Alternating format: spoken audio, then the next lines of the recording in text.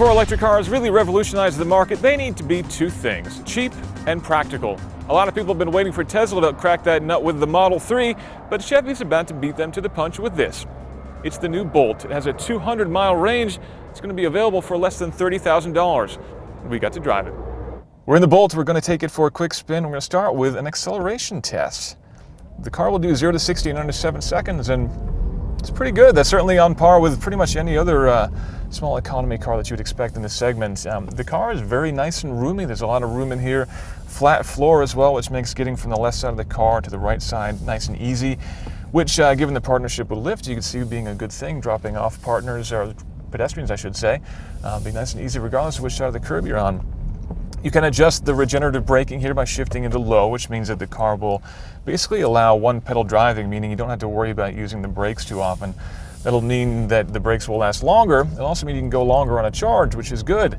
And of course, we're talking about 200 miles to a charge, but of course, that'll depend on your driving characteristics, how heavy you are on that right pedal, weather and other factors will also affect your driving range. But ultimately, the car drives quite nicely. It's of course nice and quiet, as you would expect from an EV. And again, pretty good amount of power. Inside the Bolt, we have a customized version of Chevy's mileage system, which is completely different than what we've seen in any other cars. It's actually quite customizable, and it looks a lot like Android, as a matter of fact. You can actually go through here and choose a variety of different layouts. You can even do a custom layout and pick whichever widgets that you want to. These will then be tied back to the driver profile, so as you get in the car, remember who you are and show you the appropriate things. It'll even remember what you were listening to when you got out last time. And being an EV, of course, the car gives you plenty of information about all the electricity and where it's going in the car, how you're using it. You can also get information about your driving economy and also factors that will impact your range, things like terrain and temperature, basically things that will help you to optimize the amount of distance that you can get out of your battery pack.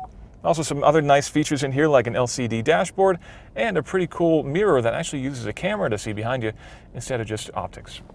Like the Model S, the Bolt has its battery pack situated down low in the floor. This has a lot of advantages, one being handling. It'll help the car to corner better, but it also means you get a lot more room inside, a nice flat floor, plenty of room for plants or pets or pretty much anything else that you want to put into a compact car.